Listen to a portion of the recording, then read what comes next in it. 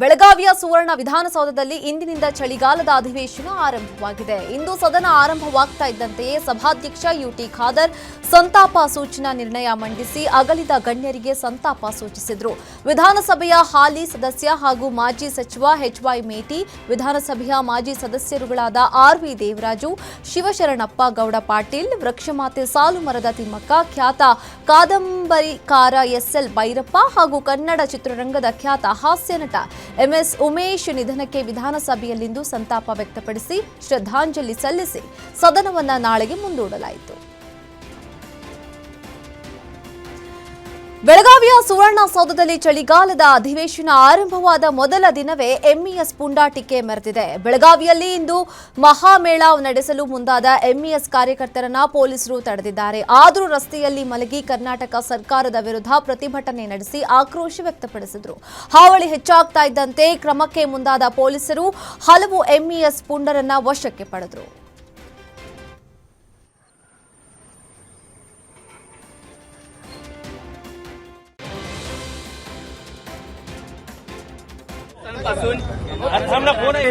Sir काय होतं sir कशाला सर सांगा संयुक्त महाराष्ट्र मुर्दाबाद मधले कर्नाटक सरकार मुर्दाबाद मुर्दाबाद.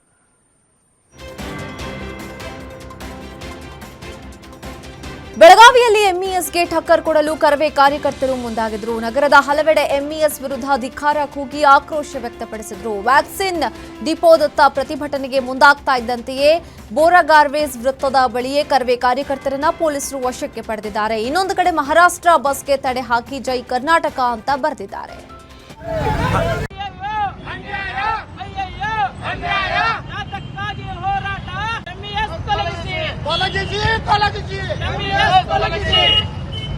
ಕನ್ನಡಿಗರ ಕಲ್ಪತರು ಎಂಇಎಸ್ ಗುಂಡಾಗಳಿಗೆ ಕನ್ನಡಿಗರ ಕಲ್ಪತರು ಎಂಇಎಸ್ ಗುಂಡಾಗಳಿಗೆ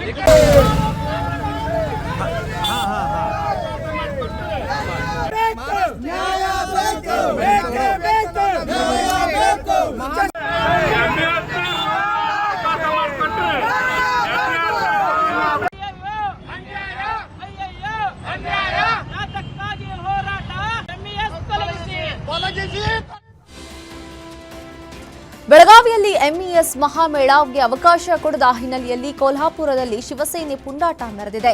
ಮಹಾರಾಷ್ಟ್ರದ ಕೊಲ್ಹಾಪುರ ಬಸ್ ನಿಲ್ದಾಣದಲ್ಲಿ ಕರ್ನಾಟಕದ ಸಾರಿಗೆ ಬಸ್ ತಡೆದು ಜೈ ಮಹಾರಾಷ್ಟ್ರ ಅಂತ ಸ್ಟಿಕ್ಕರ್ ಅಂಟಿಸಿದ್ರು. ಪುಣೆಯಿಂದ ಹಲ್ಯಾಳಕ್ಕೆ ಹೊರಟಿದ್ದ ಕರ್ನಾಟಕ ಬಸ್ ತಡೆದು ಪುಂಡಾಟ ಮೆರೆದಿದ್ದಾರೆ.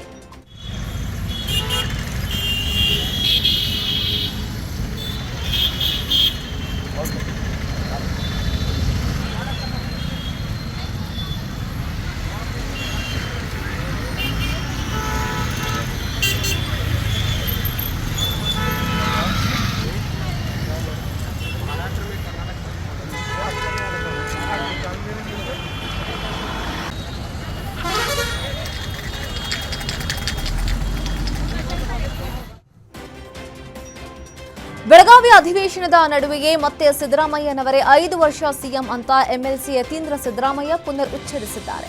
ಬೆಳಗಾವಿಯಲ್ಲಿ ಮಾತನಾಡಿದ ಸಿದ್ದರಾಮಯ್ಯ ಪುತ್ರ ಎಂಎಲ್ಸಿ ಯತೀಂದ್ರ, ಸಿದ್ದರಾಮಯ್ಯನವರೇ ಪೂರ್ಣಾವಧಿಗೆ ಸಿಎಂ.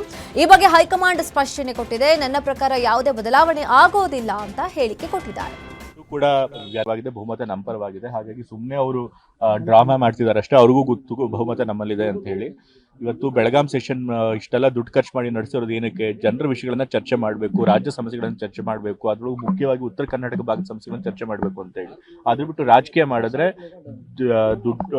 ಜನರ ದುಡ್ಡು ಕೂಡ ವ್ಯರ್ಥ ಆಗುತ್ತೆ. ಮತ್ತೆ ಇಷ್ಟೆಲ್ಲ ಖರ್ಚು ಮಾಡಿ ನಡೆಸ್ತಿರುವಂತಹ ಅಸೆಂಬ್ಲಿಯ ಸಮಯ ಕೂಡ ವ್ಯರ್ಥ ಆಗುತ್ತೆ. ಬಹುಮತ ನಮ್ಮ ಪರವಾಗಿದೆ. ಹಾಗಾಗಿ ಸುಮ್ಮನೆ ಅವರು ಡ್ರಾಮಾ ಮಾಡ್ತಿದ್ದಾರೆ ಅಷ್ಟೇ. ಅವ್ರಿಗೂ ಗೊತ್ತು ಬಹುಮತ ನಮ್ಮಲ್ಲಿದೆ ಅಂತ ಹೇಳಿ. ಇವತ್ತು ಬೆಳಗಾಂ ಸೆಷನ್ ಇಷ್ಟೆಲ್ಲ ದುಡ್ಡು ಖರ್ಚು ಮಾಡಿ ನಡೆಸಿರೋದು ಏನಕ್ಕೆ? ಜನರ ವಿಷಯಗಳನ್ನ ಚರ್ಚೆ ಮಾಡಬೇಕು, ರಾಜ್ಯ ಸಮಸ್ಯೆಗಳನ್ನ ಚರ್ಚೆ ಮಾಡಬೇಕು, ಅದ್ರೊಳಗೂ ಮುಖ್ಯವಾಗಿ ಉತ್ತರ ಕರ್ನಾಟಕ ಭಾಗದ ಸಮಸ್ಯೆಗಳನ್ನ ಚರ್ಚೆ ಮಾಡಬೇಕು ಅಂತ ಹೇಳಿ. ಅದ್ರ ಬಿಟ್ಟು ರಾಜಕೀಯ ಮಾಡಿದ್ರೆ ಜನರ ದುಡ್ಡು ಕೂಡ ವ್ಯರ್ಥ ಆಗುತ್ತೆ. ಮತ್ತೆ ಇಷ್ಟೆಲ್ಲ ಖರ್ಚು ಮಾಡಿ ನಡೆಸ್ತಿರುವಂತಹ ಅಸೆಂಬ್ಲಿಯ ಸಮಯ ಕೂಡ ವ್ಯರ್ಥ ಆಗುತ್ತೆ. ಬಹುಮತ ನಮ್ಮ ಪರವಾಗಿದೆ. ಹಾಗಾಗಿ ಸುಮ್ಮನೆ ಅವರು ಡ್ರಾಮಾ ಮಾಡ್ತಿದ್ದಾರೆ ಅಷ್ಟೇ. ಅವ್ರಿಗೂ ಗೊತ್ತು ಬಹುಮತ ನಮ್ಮಲ್ಲಿದೆ ಅಂತ ಹೇಳಿ. ಇವತ್ತು ಬೆಳಗಾಂ ಸೆಷನ್ ಇಷ್ಟೆಲ್ಲ ದುಡ್ಡು ಖರ್ಚು ಮಾಡಿ ನಡೆಸಿರೋದು ಏನಕ್ಕೆ? ಜನರ ವಿಷಯಗಳನ್ನ ಚರ್ಚೆ ಮಾಡಬೇಕು, ರಾಜ್ಯ ಸಮಸ್ಯೆಗಳನ್ನ ಚರ್ಚೆ ಮಾಡಿ ವಿಷಯಗಳು ಕರೀತಾರೆ. ಸೊ ಹೋಗಿ ಮಾತಾಡ್ಕೊಂಡು ಬರ್ತಾರೆ. ಇರೋ ಇಲ್ಲಿ ಏನ್ ಪರಿಸ್ಥಿತಿ ಅದನ್ನ ತಿಳಿಸ್ತಾರೆ.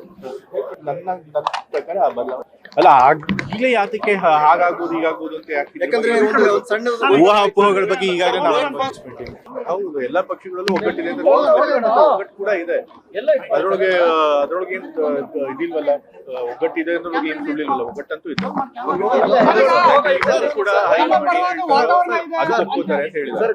ಈಗ ಗೊಂದಲ ಇದೆ ಇತ್ತು. ಯಾಕೆ ಅಂತಂದ್ರೆ ಅವರು ಡಿ.ಸಿ.ಎಂ ಅವ್ರು ಕೇಳಿದ್ರು, ತಾವು ಎಲ್ಲ ಆಕಾಂಕ್ಷಿಗಳು ಇರ್ತಾರೆ. ಸೊ ಆದ್ರೆ ಹೈಕಮಾಂಡ್ ಈ ಬಗ್ಗೆ ಅದ್ರ ಬಗ್ಗೆ ತೀರ್ಮಾನ ಮಾಡಲ್ಲ ಈಗಲೇ ಅಂತ ಹೇಳಿದ್ದಾರೆ. ಸೊ ಆದ್ರೆ 5 ವರ್ಷ ವಿಷಯಗಳು ಕರೀತಾರೆ. ಸೊ ಹೋಗಿ ಮಾತಾಡ್ಕೊಂಡು ಬರ್ತಾರೆ.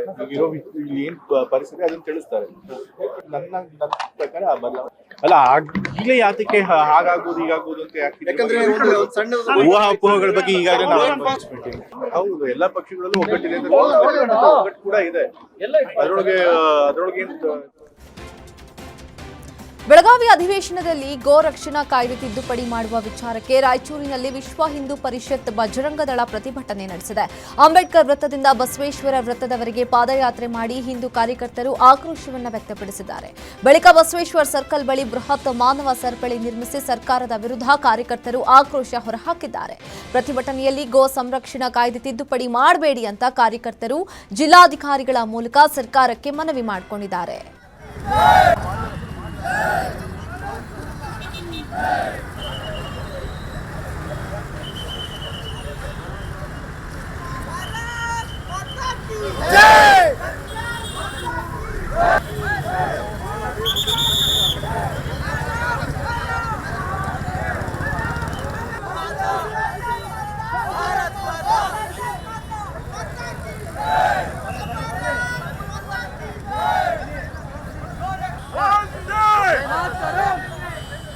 ಲೈನ್ ಹಿಡ್ಕರಿ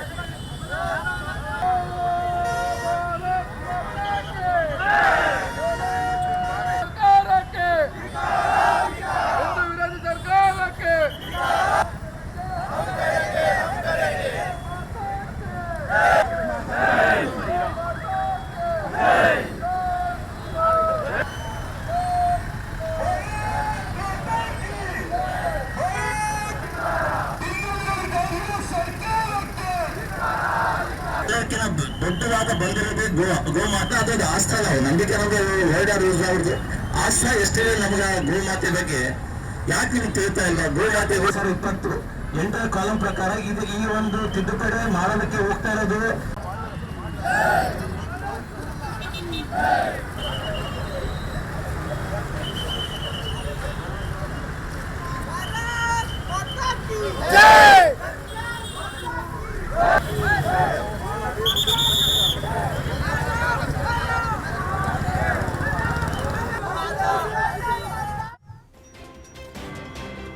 ಗೋ ಸಂರಕ್ಷಣಾ ವಿಧೇಯಕ ತಿದ್ದುಪಡಿ ವಿರೋಧಿಸಿ ಬಾಗಲಕೋಟೆಯಲ್ಲೂ ವಿಶ್ವ ಹಿಂದೂ ಪರಿಷತ್ ಸಂಘಟನೆಯಿಂದ ಪ್ರೊಟೆಸ್ಟ್ ಮಾಡಲಾಯಿತು. ನವನಗರದ ಎಲ್ಐಸಿ ವೃತ್ತದಿಂದ ಡಿಸಿ ಕಚೇರಿಯವರೆಗೂ ಪ್ರತಿಭಟನಾ ಮೆರವಣಿಗೆ ನಡೆಸಲಾಯಿತು.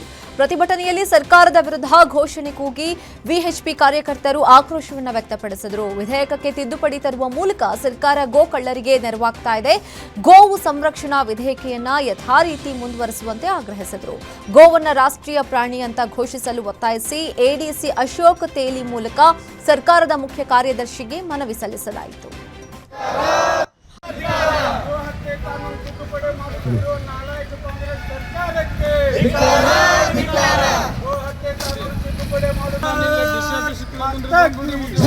ಭಾರತ್ ಮಾತಾ ಕಿ ಜೈ. भारत माता की जय. कांग्रेस नीति के ರಾಜ್ಯದಲ್ಲಿ ಗೋಹತ್ಯೆ ನಿಷೇಧವಾಗಿದ್ದರೂ ಚಿಕ್ಕಮಗಳೂರಿನಲ್ಲಿ ಅಕ್ರಮವಾಗಿ ಗೋಹತ್ಯೆ ನಿಂತಿಲ್ಲ. ಕೊಪ್ಪ ತಾಲೂಕಿನ ಜೈಪುರ ಸಮೀಪದ ಹೇರೂರಿನ ಕಾಫಿ ಎಸ್ಟೇಟ್ನಲ್ಲಿ ಗೋಹತ್ಯೆ ಮಾಡಲಾಗಿದ್ದು, ಬಳಿಕ ಅದರ ತ್ಯಾಜ್ಯವನ್ನ ಕಾಫಿ ತೋಟದ ಒಳಗೆ ಮಣ್ಣಿನಲ್ಲಿ ಮುಚ್ಚಿರುವ ಘಟನೆ ಬೆಳಕಿಗೆ ಬಂದಿದೆ. ಅಸ್ಸಾಂನಿಂದ ಕೂಲಿ ಕೆಲಸಕ್ಕೆ ಬಂದಿರುವ ಕಾರ್ಮಿಕರಿಂದ ಕೃತ್ಯ ನಡೆದಿದೆ ಅಂತ ಆರೋಪ ಕೇಳಿಬಂದಿದೆ. 2 ದನಗಳನ್ನ ಕೊಂದು ಮಾಂಸ ಹಂಚಿಕೆ ವೇಳೆ ಖಚಿತ ಮಾಹಿತಿ ಮೇರೆಗೆ ಪೊಲೀಸರು ದಾಳಿ ನಡೆಸಿ ಆರೋಪಿಗಳನ್ನ ಹಾಗೂ ಗೋಮಾಂಸವನ್ನ ವಶಕ್ಕೆ ಪಡೆದಿದ್ದಾರೆ. ಆರೋಪಿಗಳಾದ ಅನ್ಸರ್ ಮಜೀದ್ ಮುಜಾಮಿಲ್ನನ್ನ ವಶಕ್ಕೆ ಪಡೆದು ಪೊಲೀಸರು ತನಿಖೆ ಆರಂಭಿಸಿದ್ದಾರೆ. ಹೆಂಗ್ ಸ್ಕಿನ್ ಔಟ್ ಮಾಡಿದಾರೆ ಮಾರ ತಲೆ ಚರ್ಮ ಎಲ್ಲ ಉಂಟು ಕಡಿದನ ಕಪ್ಪು ದನ ಬೋ ಬೋ ಬೋ ಬೋ ಎದಿಗುಡ ಹಿತ್ತಿನ ಗುಟ್ಟ ಹೌದು ನನ್ನ ಮೇಲಿಂದ ಬರ್ತಿದ್ರು ಮಾರ ಹಾಂ ಹಿಡಿದಿಲ್ಲ ಹಾಂ ಇಲ್ಲಲ್ಲ ಅಣ್ಣ ಹ್ಞೂ ಮಸ್ತ್ ತೆಗಿ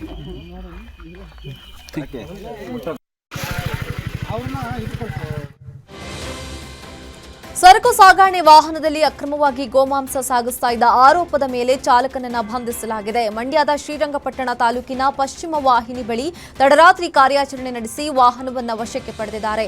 ಹುಣಸೂರಿನಿಂದ ರಾಮನಗರಕ್ಕೆ ಪ್ರಯಾಣಿಸ್ತಾ ಇದ್ದ ವಾಹನವನ್ನ ಹಿಂದೂ ಸಂಘಟನೆಯ ಸದಸ್ಯರು ತಡೆದು ನಂತರ ಪೊಲೀಸರಿಗೆ ಮಾಹಿತಿ ನೀಡಿದರು. ಬಳಿಕ ತಪಾಸಣೆಯ ಸಮಯದಲ್ಲಿ ವಾಹನದೊಳಗೆ ಗೋಮಾಂಸ ಮತ್ತು ದನಗಳ ಕಾಲುಗಳು ಪತ್ತೆಯಾಗಿದ್ದು ಚಾಲಕನನ್ನ ಸ್ಥಳದಲ್ಲೇ ಬಂಧಿಸಲಾಗಿದೆ. ಈ ಸಂಬಂಧ ಶ್ರೀರಂಗಪಟ್ಟಣ ಟೌನ್ ಪೊಲೀಸ್ ಠಾಣೆಯಲ್ಲಿ ಪ್ರಕರಣ ದಾಖಲಾಗಿದೆ.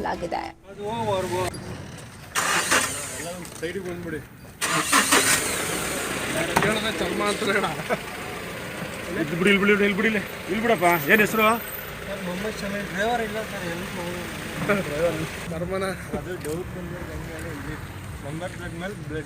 ಚರ್ಮನ ಇದು ಎಲ್ಲಿಗೆ ಹೋಯ್ತಾರದಪ್ಪ ಇದು ಹುಣಸೂರಿಂದ ರಾಮನಗರ ಅಂತ ಮಾಂಸ ಇಲ್ಲ ಬರೀ ಚರ್ಮನೇ ಇದೇನದು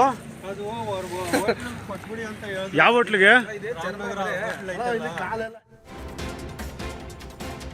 ಕೇವಲ 7 ದಿನದ ಹಸುಗೂಸನ್ನ ಬಿಟ್ಟು ದಂಪತಿ ಆತ್ಮಹತ್ಯೆ ಮಾಡಿಕೊಂಡಿರುವ ಹೃದಯ ವಿದ್ರಾವಕ ಘಟನೆ ಕೋಲಾರ ಜಿಲ್ಲೆ ಶ್ರೀನಿವಾಸಪುರ ತಾಲೂಕಿನ ಉಪ್ಪಾರಪಲ್ಲಿಯಲ್ಲಿ ನಡೆದಿದೆ. ಅಸ್ಸಾಂ ಮೂಲದ ಫರೀಜಾ ರೆಹಮಾನ್ ಆತ್ಮಹತ್ಯೆಗೆ ಶರಣಾದ ದಂಪತಿ. ಮೃತ ದಂಪತಿ 15 ದಿನಗಳಿಂದಷ್ಟೇ ಶ್ರೀನಿವಾಸ ರೆಡ್ಡಿ ಎಂಬುವರ ಕೋಳಿ ಫಾರ್ಮ್ನಲ್ಲಿ ಕೆಲಸಕ್ಕೆ ಸೇರ್ಕೊಂಡಿತ್ತು. 7 ದಿನಗಳ ಹಿಂದಷ್ಟೇ ರೆಹಮಾನ್ ಫರೀಜಾ ದಂಪತಿಗೆ ಹೆಣ್ಣು ಮಗು ಹುಟ್ಟಿತ್ತು. ಆದರೆ ಇದೀಗ ಪುಟ್ಟ ಕಂದಮ್ಮನನ್ನ ಬಿಟ್ಟು ದಂಪತಿ ಏಕಾಏಕಿ ವಿಷ ಸೇವಿಸಿ ಆತ್ಮಹತ್ಯೆಗೆ ಶರಣಾಗಿದ್ದಾರೆ. ಆತ್ಮಹತ್ಯೆಗೆ ನಿಖರವಾದ ಕಾರಣ ತಿಳಿದು ಬಂದಿಲ್ಲ. ಈ ಬಗ್ಗೆ ರಾಯಲ್ಪಾಡು ಪೊಲೀಸರು ಪ್ರಕರಣ ದಾಖಲಿಸಿಕೊಂಡು ತನಿಖೆ ನಡೆಸಿದ್ದಾರೆ. ಹಣಕ್ಕಾಗಿ ರಿಯಲ್ ಎಸ್ಟೇಟ್ ಉದ್ಯಮಿ ಕಿಡ್ನಾಪ್ ಮಾಡಿದ್ದ ಕೆಲವೇ ಗಂಟೆಗಳಲ್ಲಿ ಆರೋಪಿಗಳ ಎಡೆಮುರಿ ಕಟ್ಟಿದ್ದ ಕೇಸ್ಗೆ ಟ್ವಿಸ್ಟ್ ಸಿಕ್ಕಿದೆ. ಉದ್ಯಮಿ ಲೋಕೇಶ್ ಸ್ನೇಹಿತನಿಂದಲೇ ಕಿಡ್ನಾಪ್ ಸ್ಕೆಚ್ ಆಗಿತ್ತು ಎಂಬ ಸತ್ಯ ವಿಚಾರಣೆ ಸಂದರ್ಭದಲ್ಲಿ ಹೊರಬಂದಿದೆ. ನಿನ್ನೆ ಕಿಡ್ನಾಪ್ ಮಾಡಿದ ಕೆಲವೇ ಗಂಟೆಗಳಲ್ಲಿ 5 ಕಿಡ್ನಾಪರ್ಸ್ ಅನ್ನ ಪೊಲೀಸರು ಬಂಧಿಸಿ ಲೋಕೇಶ್ ಅನ್ನ ಬಚಾವ್ ಮಾಡಿದ್ರು. ಲೋಕೇಶ್ಗೆ ಕಳೆದ 3-4 ತಿಂಗಳ ಹಿಂದೆ ಆರೋಪಿ ಸಂತೋಷ್ ಎಂಬಾತ ಪರಿಚಯವಾಗಿದ್ದ. ಲಕ್ಷ ಹಣ ಪೀಕುವ ಸಲುವಾಗಿ ತನ್ನ ಜೊತೆ 4ರನ್ನ ಸೇರಿಸಿಕೊಂಡು ಸಂತೋಷ್ ಕಿಡ್ನಾಪ್ ಸ್ಕೆಚ್ ಹಾಕಿದ್ದಾನೆ. ಪ್ರತಿನಿತ್ಯ ಲೋಕೇಶ್ ಕ್ಲಬ್ ಹೋಗುವುದು ತಿಳಿದಿದ್ದ ಸಂತೋಷ್ ಅಲ್ಲೇ ಟೀಮ್ ಜೊತೆ ಹೋಗಿ ಲೋಕೇಶ್ ಕಣ್ಣಿಗೆ ಕಾರದ ಪುಡಿ ಎರಚಿ ಕಿಡ್ನಾಪ್ ಮಾಡಿ 30 ಲಕ್ಷಕ್ಕೆ ಡಿಮ್ಯಾಂಡ್ ಇಟ್ಟಿದ್ರು. ಕೂಡಲೇ ಲೋಕೇಶ್ ಪತ್ನಿ ಪೊಲೀಸರಿಗೆ ದೂರು ನೀಡಿದ್ರು. ಕ್ಲಬ್ ಬಳಿ ತಪಾಸಣೆ ನಡೆಸಿದ ಪೊಲೀಸರು ಸಿಸಿಟಿವಿ ಮೂಲಕ ಕಿಡ್ನಾಪ್ ಜಾಲ ಭೇದಿಸಿದ್ದಾರೆ. ಮಾಟಗಾತಿಯ ಮಾತು ಕೇಳಿ ಮಹಿಳೆಯ ಕೂದಲು ಕತ್ತರಿಸಿರೋ ಅಮಾನವೀಯ ಘಟನೆ ವಿಜಯಪುರ ಜಿಲ್ಲೆಯ ಹೊನ್ನೊಟಗಿ ಗ್ರಾಮದಲ್ಲಿ ನಡೆದಿದ್ದು ತಡವಾಗಿ ಬೆಳಕಿಗೆ ಬಂದಿದೆ. ಸುಮಾರು 8 ವರ್ಷಗಳ ಹಿಂದೆ ಜ್ಯೋತಿ ಮತ್ತು ಡುಂಡೇಶ್ ವಿವಾಹವಾಗಿದ್ದು ದಂಪತಿಗೆ 3 ಹೆಣ್ಣು ಮಕ್ಕಳಿದ್ರು. ಗಂಡು ಮಗು ಬೇಕೆಂಬ ಆಸೆ ಹೊಂದಿದ್ದ ದುಂಡೇಶ್ ಮತ್ತು ಆತನ ತಂದೆ ತಾಯಿ ಜ್ಯೋತಿಗೆ ಇನ್ನಿಲ್ಲದ ಹಿಂಸೆ ನೀಡ್ತಾ ಇದ್ರು ಎಂಬ ಆರೋಪ ಕೇಳಿ ಬಂದಿದೆ. ಪ್ರತಿದಿನ ಹೆಂಡತಿಗೆ ಕಿರುಕುಳ ನೀಡ್ತಾ ಇದ್ದ ದುಂಡೇಶ್ ಗಂಡು ಮಗು ಬೇಕೇ ಬೇಕೆಂಬ ಆಸೆ ಹೊಂದಿದ್ದ. ಈ ಹಿನ್ನೆಲೆಯಲ್ಲಿ ಆಕೆಯ ಪತಿ ಮತ್ತು ಅತ್ತೆ ಸೇರಿ ಮಹಿಳೆಯ ಕೂದಲು ಬಲವಂತವಾಗಿ ಕತ್ತರಿಸಿ ಈ ಕೃತ್ಯ ಎಸಗಿದ್ದಾರೆ. ಘಟನೆಯ ಬಳಿಕ ರಕ್ತಸ್ರಾವದಿಂದ ಬಳಲಿದ್ದ ಸಂತ್ರಸ್ತೆ ಆಸ್ಪತ್ರೆಯಲ್ಲಿ ಚಿಕಿತ್ಸೆ ಪಡೆದು ನಂತರ ದೂರು ದಾಖಲಿಸಿದ್ದಾರೆ. ವಿಜಯಪುರ ಗ್ರಾಮೀಣ ಪೊಲೀಸ್ ಠಾಣೆಯಲ್ಲಿ ಪ್ರಕರಣ ದಾಖಲಾಗಿದೆ. ಕರ್ಕೊಂಡ್ ಹೋದ್ರಿ ಸರ್ ಮವಾಡಕ್ಕ ಕರ್ಕೊಂಡ್ ಹೋಗಿ ಅಲ್ಲಿ ದೇವ್ ಐತ್ ನಿನ್ಗ ಕೂದ್ಲಾ ಬಿಚ್ಚು ಅಂದ್ರು. ದೇವ್ ಇಲ್ಲ ನಾ ಆರಾಮದಿನಿ ಬ್ಯಾಡ ಅಂದ್ರು. ಒತ್ತಾಗಿಂತ ಕೂದ್ಲಾ ಅದು ಬಿಚ್ಚಿ ಅಲ್ಲಿ ಇದು ಮಾಡಿದ್ರಿ. ಮಾಡಿ ಹೊಳ್ಳಿ ಹೊಂಟಿಗೆ ನಮ್ ಊರಿಗೆ ಬಂದೇವ್ರಿ. ನಮ್ಮವ್ವ ಆರಾಮಿಲ್ಲವ 2 ದಿನ ಕರ್ಕೊಂಡ್ ಹೋಗ್ತೀನಿ ಅಂತ ಬಂದ್ರು. ಆರಾಮಿಲ್ಲ ಅಂತ ಹೇಳೋದ್ರಾಗ ಯಾಕ ಅವ್ರ ಕಳ್ಸಲ್ಲ ಅಂತೀರಿ, ಯಾಕೆ ಬಂದಿ ನೀನು ಹೋಗತ್ ನಮ್ಮ ಅವ್ವಾಗ ಅನ್ನೋದ್ರಾಗ ಆಕಿ ದೇವ್ ಎದ್ದದ ಫೋನ್ ಹಚ್ರಿ ಅತ್ತೆ ದೇವ್ರ ಹೇಳಾಕಿ ಫೋನ್ ಹಚ್ಚಿ ಇಲ್ಲ ನಾ ಆರಾಮದಿನಿ ಅಂದ್ರು ಕೇಳಕ್ ತಯಾರಿಲ್ರಿ ಸರ್. ಕರ್ಕೊಂಡ್ ಹೋದ್ರಿ ಸರ್ ಮವಾಡಕ್ಕ ಕರ್ಕೊಂಡ್ ಹೋಗಿ ಅಲ್ಲಿ ದೇವ್ ಐತ್ ನಿನ್ಗ ಕೂದ್ಲಾ ಬಿಚ್ಚು ಅಂದ್ರು. ದೇವ್ ಇಲ್ಲ ನಾ ಆರಾಮದಿನಿ ಬ್ಯಾಡ ಅಂದ್ರು. ಒತ್ತೈದಂತ್ರ ಕೂದ್ಲಾದ ಹಸೆಮಣೆ ಏರ್ಬೇಕಿದ್ದ ಜೋಡಿಯೊಂದು ದಾರುಣವಾಗಿ ಮೃತಪಟ್ಟಿರುವ ಘಟನೆ ಕೊಪ್ಪಳದಲ್ಲಿ ನಡೆದಿದೆ. ಪ್ರೀ ವೆಡ್ಡಿಂಗ್ ಫೋಟೋ ಶೂಟ್ ಮುಗಿಸಿಕೊಂಡು ಬರುವ ವೇಳೆ ಬೈಕ್ ಅಪಘಾತದಲ್ಲಿ ಯುವತಿ ಸ್ಥಳದಲ್ಲೇ ಮೃತಪಟ್ಟಿದ್ದಾಳೆ. ಯುವಕ ಆಸ್ಪತ್ರೆಗೆ ಸಾಗಿಸುವ ಮಾರ್ಗ ಮಧ್ಯೆ ಪ್ರಾಣ ಬಿಟ್ಟಿದ್ದಾನೆ. ಹೀಗಾಗಿ ಮದುವೆ ಸಂಭ್ರಮದಲ್ಲಿದ್ದ ಮನೆಗೆ ಬರ ಸಿಡಿಲು ಬಡಿದಂತಾಗಿದೆ. ಹನುಮನಹಟ್ಟಿ ಗ್ರಾಮದ ಕರಿಯಪ್ಪ ಮಡಿವಾಳರ ಜೊತೆ ಮುಷ್ಟೂರು ಗ್ರಾಮದ ಕವಿತಾ ಮದುವೆ ಇದೇ ತಿಂಗಳ 20ರಂದು ನಿಶ್ಚಯವಾಗಿತ್ತು. ಈ ಹಿನ್ನೆಲೆಯಲ್ಲಿ ನಿನ್ನೆ ಬೆಳಗ್ಗೆ ಪ್ರೀ ವೆಡ್ಡಿಂಗ್ ಫೋಟೋ ಶೂಟ್ ಮುಗಿಸಿಕೊಂಡು ಬರ್ತಾ ಇದ್ದ ಸಂದರ್ಭದಲ್ಲಿ ಇವರ ಬೈಕ್ ಎದುರಿನಿಂದ ಬರ್ತಾ ಇದ್ದ ಲಾರಿಗೆ ಡಿಕ್ಕಿಯಾಗಿದ್ದು ಮದುವೆ ಹೊಸ್ತಿಲಲ್ಲಿ ಇದ್ದ ವಧುವರ ಸಾವನ್ನಪ್ಪಿದ್ದರಿಂದ 2 ಗ್ರಾಮಗಳಲ್ಲಿ ಶೋಕ ಮಡುಗಟ್ಟಿದೆ. ಈ ಸಂಬಂಧ ಗಂಗಾವತಿ ಗ್ರಾಮೀಣ ಠಾಣೆಯಲ್ಲಿ ಪ್ರಕರಣ ದಾಖಲಾಗಿದೆ.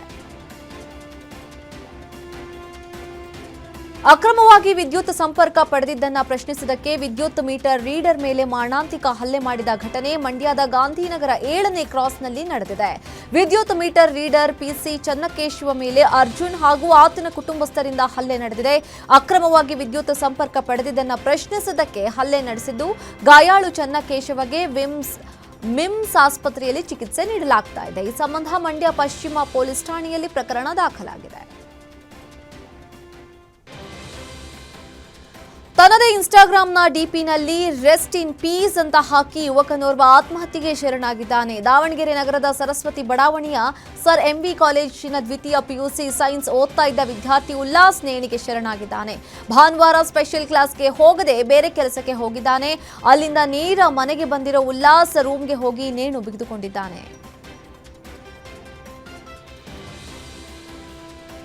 ಮಂಡ್ಯ ಜಿಲ್ಲೆಯ ಮದ್ದೂರು ತಾಲೂಕಿನ ಒಳಗೆರೆಹಳ್ಳಿ ಗ್ರಾಮದಲ್ಲಿ ಚಿರತೆ ದಾಳಿಗೆ 6 ಕುರಿಗಳು ಸಾವನ್ನಪ್ಪಿವೆ. ಶ್ರೀನಿವಾಸ್ ಎಂಬುವರ ಮನೆಯ ಕೊಟ್ಟಿಗೆಗೆ ತಡರಾತ್ರಿ ಎಂಟ್ರಿ ಕೊಟ್ಟಿರೋ ಚಿರತೆ 6 ಕುರಿಗಳನ್ನ ಬಲಿ ಪಡೆದಿದೆ. ಚಿರತೆ ದಾಳಿಯಿಂದ ರೈತ ಕಂಗಾಲಾಗಿದ್ದು ಪರಿಹಾರಕ್ಕೆ ರೈತರು ಮನವಿ ಮಾಡಿಕೊಂಡಿದ್ದಾರೆ. ಮದ್ದೂರು ಪೊಲೀಸ್ ಠಾಣಾ ವ್ಯಾಪ್ತಿಯಲ್ಲಿ ಪ್ರಕರಣ ದಾಖಲಾಗಿದೆ. ಮಂಡ್ಯ ಜಿಲ್ಲೆ ಶ್ರೀರಂಗಪಟ್ಟಣ ತಾಲೂಕಿನ ಗಡಿಭಾಗದ ಬಿಇಎಂಎಲ್ ಸಮೀಪ ಹುಲಿಯೊಂದು ಪ್ರತ್ಯಕ್ಷವಾಗಿದೆ. ಹುಲಿಯ ಚಲನವಲನವನ್ನ ಸ್ಥಳೀಯರು ಮೊಬೈಲ್ನಲ್ಲಿ ಸೆರೆ ಹಿಡಿದಿದ್ದಾರೆ. ಇತ್ತೀಚೆಗೆ ಕುಪ್ಪೆದಡದ ಬಳಿ ಕುರಿಯ ಅರ್ಧಂಬರ್ಧ ತಿಂದ ದೇಹ ಪತ್ತೆಯಾಗಿತ್ತು. ಬೆಮೆಲ್ ಆವರಣದಲ್ಲೂ ಹುಲಿ ಪ್ರತ್ಯಕ್ಷವಾಗಿತ್ತು. ಇದೀಗ ಮುಂಜಾನೆ ಕಾಂಪೌಂಡ್ ಮೇಲೆ ಕುಳಿತು ಘರ್ಜನೆ ಮಾಡ್ತಾ ಇರೋ ಹುಲಿ ದೃಶ್ಯ ವೈರಲ್ ಆಗ್ತಾ ಇದೆ. ಹುಲಿ ಪ್ರತ್ಯಕ್ಷದಿಂದ ಸುತ್ತಮುತ್ತಲಿನ ಗ್ರಾಮಗಳ ಜನರಲ್ಲಿ ಆತಂಕ ಹೆಚ್ಚಾಗಿದೆ.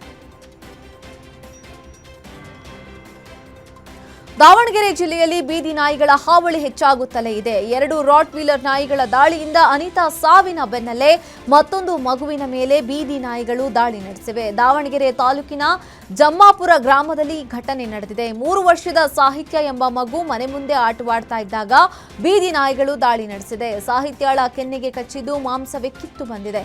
ಗಂಭೀರವಾಗಿ ಗಾಯಗೊಂಡಿರೋ ಮಗುಗೆ ಚಿಗಟೇರಿ ಆಸ್ಪತ್ರೆಯಲ್ಲಿ ಚಿಕಿತ್ಸೆ ಮುಂದುವರೆದಿದೆ. ಬೀದಿ ನಾಯಿಗಳ ನಿಯಂತ್ರಣಕ್ಕೆ ಕ್ರಮ ಕೈಗೊಳ್ಳುವಂತೆ ಗ್ರಾಮಸ್ಥರು ಆಗ್ರಹಿಸಿದ್ದಾರೆ. ಬೆಳಗಾವಿ ಅಧಿವೇಶನದಲ್ಲಿ ರೈತರ ಸಮಸ್ಯೆಗಳಿಗೆ ಪರಿಹಾರ ನೀಡುವಂತೆ ಒತ್ತಾಯಿಸಿ ರಾಯಚೂರಿನಲ್ಲಿ ಸರ್ಕಾರದ ವಿರುದ್ಧ ಜೆಡಿಎಸ್ ಮುಖಂಡರು ಪ್ರತಿಭಟನೆ ಮಾಡಿದ್ದಾರೆ. ಇನ್ನು ಕುರ್ಚಿ ಗುದ್ದಾಟ ಬಿಟ್ಟು ರೈತರ ಸಮಸ್ಯೆಗಳನ್ನು ಬಗೆಹರಿಸಿ ಅಂತ ಸರ್ಕಾರದ ವ್ಯಂಗ್ಯ ಚಿತ್ರ ಹಿಡಿದು ಪ್ರತಿಭಟನೆ ಮಾಡಿದ್ದಾರೆ. ರೈತರ ಸಮಸ್ಯೆ ಬಗೆಹರಿಸದಿದ್ದರೆ ಉಗ್ರ ಹೋರಾಟ ಮಾಡುವುದಾಗಿ ಎಚ್ಚರಿಕೆ ಕೊಟ್ಟಿದ್ದಾರೆ. ಶಾಲೆಯ ಶಿಕ್ಷಕರನ್ನ ಕೊಡಿ ಎಂದು ಮಕ್ಕಳ ಪೋಷಕರು ಸರ್ಕಾರಿ ಶಾಲೆ ಬಳಿ ಪ್ರತಿಭಟನೆ ನಡೆಸಿದ್ದಾರೆ. ಚಿಕ್ಕಮಗಳೂರಿನ ಮೂಡಿಗೆರೆ ತಾಲೂಕಿನ ಬಾಳೂರು ಗ್ರಾಮದ ಸರ್ಕಾರಿ ಪ್ರಾಥಮಿಕ ಶಾಲೆಯಲ್ಲಿ ಘಟನೆ ನಡೆದಿದೆ. 1ರಿಂದ 7ನೇ ತರಗತಿ ಶಾಲೆಯಲ್ಲಿ 30 ಮಕ್ಕಳಿರೋ ಆದರೆ ಇರೋದು ಕೇವಲ ಒಬ್ಬರು ಶಿಕ್ಷಕರು. ಶಾಲೆಯಲ್ಲಿ ಪ್ರಸ್ತುತ ಓರ್ವ ಶಿಕ್ಷಕರಿದ್ದು ಅನಾರೋಗ್ಯದ ನಿಮಿತ್ತ ಅವರು ಸರಿಯಾಗಿ ಬರ್ತಾ ಇಲ್ಲ. ಆದರೆ ಹಲವು ಬಾರಿ ಬಿಇಒ ಗಮನಕ್ಕೆ ತಂದರೂ ಪ್ರಯೋಜನವಾಗಲಿಲ್ಲ. ನಿರ್ಲಕ್ಷ್ಯದಿಂದ ಸರ್ಕಾರಿ ಶಾಲೆ ಮುಚ್ಚುವ ಹಂತಕ್ಕೆ ತಲುಪಿದೆ. ಸರ್ಕಾರಿ ಶಾಲೆ ಮುಚ್ಚುವ ಸ್ಥಿತಿಗೆ ಬಂದರೂ ಕ್ರಮ ಕೈಗೊಳ್ಳದ ಸರ್ಕಾರದ ವಿರುದ್ಧ ಸ್ಥಳೀಯರು ಆಕ್ರೋಶ ಹೊರಹಾಕಿದ್ದಾರೆ.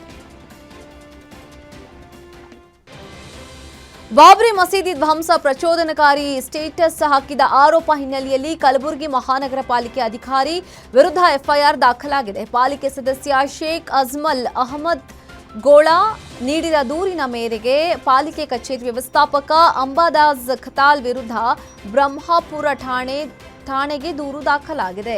ಅಂಬಾದಾಸ್ ಬಾಬ್ರಿ ಮಸೀದಿ ಧ್ವಂಸ ಮಾಡಿರುವ ವಿಡಿಯೋವನ್ನ ತನ್ನ ವಾಟ್ಸ್ಆಪ್ ಸ್ಟೇಟಸ್ನಲ್ಲಿ ಹಂಚಿಕೊಂಡಿದ್ರು. ಬನಾಯಂಗೆ ಮಂದಿರ ಎಂಬ ಹಾಡು ಹಾಕಿ ಸ್ಟೇಟಸ್ ಪೋಸ್ಟ್ ಮಾಡಿದ್ರು. ಇನ್ನು ಆ ಸ್ಟೇಟಸ್ನಲ್ಲಿ ಡಿಸೆಂಬರ್ 6 ಹಿಂದೂ ಶೌರ್ಯ ದಿನ ಎಂದು ಬರೆಯಲಾಗಿತ್ತು. ಇದರಿಂದ ಆಕ್ರೋಶಗೊಂಡ ಮುಸ್ಲಿಂ ಸಮುದಾಯದ ಮುಖಂಡರು ಅಂಬಾದಾಸ್ ವಿರುದ್ಧ ಆಕ್ರೋಶಗೊಂಡಿದ್ದು ದೂರು ದಾಖಲಿಸಿದ್ದಾರೆ. ಮಹಾನಗರ ಪಾಲಿಕೆ ಅಧಿಕಾರಿ ವಿರುದ್ಧ ಎಫ್ಐಆರ್ ದಾಖಲಾಗಿದೆ. ದಾವಣಗೆರೆಯಲ್ಲಿ ಆಹಾರ ನಿರೀಕ್ಷಕ ಅಧಿಕಾರಿಗಳು ಭರ್ಜರಿ ಕಾರ್ಯಾಚರಣೆ ನಡೆಸಿದ್ದಾರೆ. ಹರಿಹರ ಬೈಪಾಸ್ನಲ್ಲಿ ಅಕ್ರಮವಾಗಿ ರಾಗಿ ಸಾಗಣೆ ಮಾಡ್ತಾ ಇದ್ದ ಲಾರಿ ಹಾಗೂ ಮಾಲೀಕರನ್ನ ಆಹಾರ ನಿರೀಕ್ಷಕ ನರ್ಜುಲಾ ನೇತೃತ್ವದಲ್ಲಿ ಅಧಿಕಾರಿಗಳು ವಶಕ್ಕೆ ಪಡೆದಿದ್ದಾರೆ. ಖಚಿತ ಮಾಹಿತಿ ಮೇರೆಗೆ ದಾಳಿ ನಡೆಸಿರೋ ಪೊಲೀಸರು ಪಡಿತರಕ್ಕೆ ಹೋಲುವ ಸುಮಾರು 40 ಕೆಜಿ ತೂಕದ 200 ಚೀಲಗಳು ಪತ್ತೆ ಹಚ್ಚಿದ್ದಾರೆ. ಸರ್ಕಾರಿ ಪರವಾನಗಿ ಇಲ್ಲದ ವೈಯಕ್ತಿಕ ಲಾಭಕ್ಕಾಗಿ ರಾಗಿ ಸಂಗ್ರಹಿಸಿ ಸಾಗಿಸಲಾಗ್ತಾ ಇತ್ತು ಅಂತ ಲಾರಿ ಚಾಲಕ ಮುಬಾರಕ್ ಮತ್ತು ಮಾಲೀಕ ಸೈಯದ್ ತಾಜುದ್ದೀನ್ ವಿರುದ್ಧ ದೂರು ದಾಖಲಿಸಲಾಗಿದೆ. ಫುಡ್ ಆಫೀಸರ್ಸ್ ಭರ್ಜರಿ ಬೇಟೆ ಮಾಡಿದ್ದಾರೆ.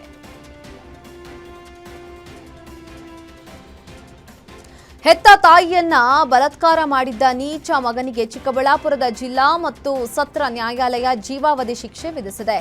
ಗುಡಿಬಂಡೆ ಮೂಲದ ಅಪರಾಧಿ ಅಶೋಕ್ಗೆ ನ್ಯಾಯಾಧೀಶ ಶ್ರೀ SV ಕಾಂತರಾಜು ಶಿಕ್ಷೆ ವಿಧಿಸಿ ಆದೇಶ ಹೊರಡಿಸಿದ್ದಾರೆ. ತನ್ನ ಹೆತ್ತ ತಾಯಿ ರಾಮಕ್ಕನ ಮೇಲೆ ಕಾಮುಕ ಅಶೋಕ್ ತಿಪ್ಪೆಗೆ ಎಳೆದೊಯ್ದು ಅತ್ಯಾಚಾರ ಮಾಡಿದ್ದ. ಕಳೆದ ವರ್ಷ ಆಗಸ್ಟ್ 8ರಂದು ಈ ಪೈಶಾಚಿಕ ಘಟನೆ ನಡೆದಿತ್ತು. ಪ್ರಕರಣ ಸಂಬಂಧ ಪೊಲೀಸ್ ಅಧಿಕಾರಿಗಳು ಕೋರ್ಟ್ಗೆ ದೋಷಾರೋಪ ಪಟ್ಟಿ ಸಲ್ಲಿಸಿದ್ರು. ವಿಚಾರಣೆ ನಡೆಸಿದ ನ್ಯಾಯಾಧೀಶರು ಅಪರಾಧಿ ಅಶೋಕ್ಗೆ 25,000 ರೂಪಾಯಿ ದಂಡ ಹಾಗೂ ಜೀವಾವಧಿ ಶಿಕ್ಷೆ ನೀಡಿ ಆದೇಶ ಹೊರಡಿಸಿದ್ದಾರೆ. ಬಾಗಲಕೋಟೆಯ ಹಲಕುರ್ಕಿ ಗ್ರಾಮದಲ್ಲಿ ಕಟಾವು ಮಾಡಿಟ್ಟಿದ್ದ ಮೆಕ್ಕೆಜೋಳಕ್ಕೆ ಬೆಂಕಿ ಹಚ್ಚಿ ಕಿಡಿಗೇಡಿಗಳು ದುಷ್ಕೃತ್ಯ ಮೆರೆದಿದ್ದಾರೆ. ರೈತ ಕನಕಪ್ಪ ಹಿರೇಹಾಳ ಎಂಬಾತ ಅಂದಾಜು 2 ಲಕ್ಷ ಮೌಲ್ಯದ 90 ಕ್ವಿಂಟಲ್ ಮೆಕ್ಕೆಜೋಳವನ್ನು ಕಟಾವು ಮಾಡಿ ಸಂಗ್ರಹಿಸಿದ್ದ. ದುರಾದೃಷ್ಟವಶಾತ್ ಬೆಂಕಿಯ ಕೆನ್ನಾಲಿಗೆಗೆ ಕಷ್ಟಪಟ್ಟು ಬೆಳೆದಿದ್ದ ಮೆಕ್ಕೆಜೋಳ ಸುಟ್ಟು ಭಸ್ಮವಾಗಿದೆ. ರಾತ್ರಿ ವೇಳೆ ಹೊಲದಲ್ಲಿ ಯಾರೂ ಇಲ್ಲದ ಸಮಯದಲ್ಲಿ ದುರ್ಘಟನೆ ನಡೆದಿದೆ. ಕೈಗೆ ಬಂದಿದ್ದ ತುತ್ತು ಬಾಯಿಗೆ ಬರಲಿಲ್ಲ ಅಂತ ರೈತ ಮಹಿಳೆ ಗೋಳಾಡಿದ್ದಾಳೆ. ಘಟನಾ ಸ್ಥಳಕ್ಕೆ ಅಗ್ನಿಶಾಮಕ ದಳ ಭೇಟಿ ನೀಡಿ ಅಗ್ನಿ ನಂದಿಸಿದ್ರು. ಬಾದಾಮಿ ಪೊಲೀಸ್ ಠಾಣೆಯಲ್ಲಿ ಪ್ರಕರಣ ದಾಖಲಾಗಿದೆ.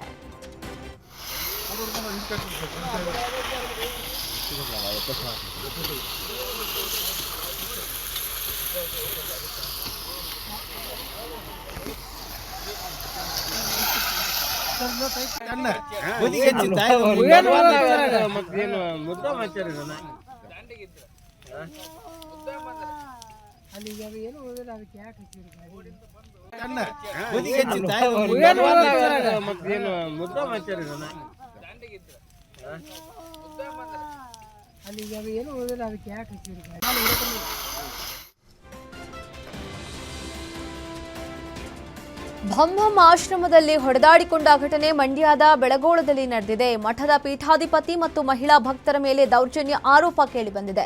ಆಶ್ರಮದ ಸಿಬ್ಬಂದಿಗಳನ್ನು ಆಶ್ರಮದಿಂದ ಹೊರಹಾಕಿ ದೌರ್ಜನ್ಯ ಎಸಗಿದ್ದಾರೆ. ದಾಯಾದಿಗಳ ಕಲಹದಿಂದ ಆಶ್ರಮದ ಸಿಬ್ಬಂದಿ ಬೀದಿಗೆ ಬಂದಿದೆ. ಭಂಭಂ ಆಶ್ರಮದ ಟ್ರಸ್ಟಿ ಕಬೀರ್ ಕಿರಣ ಬೆಂಬಲಿಗರಿಂದ ದೌರ್ಜನ್ಯ ನಡೆದಿದ್ದು ಮಠದ ಪೀಠಾಧ್ಯಕ್ಷ ಮಮತಾರನ್ನ ಹೊರಹಾಕಿ ಹಲ್ಲೆ ನಡೆಸಿದ್ದಾರೆ. ಕಳೆದ ವಾರವಷ್ಟೇ 35 ಲಕ್ಷ ರೂಪಾಯಿ ಮೌಲ್ಯದ ಸ್ಪಿರಿಟ್ ಸಾಗಿಸ್ತಾ ಇದ್ದವರನ್ನು ಅರೆಸ್ಟ್ ಮಾಡಿದ ಇನ್ಸ್ಪೆಕ್ಟರ್ ಲೋಹಾರ್ ಟೀಮ್ ಇದೀಗ ಭರ್ಜರಿ ಕಾರ್ಯಾಚರಣೆ ಮಾಡಿದೆ.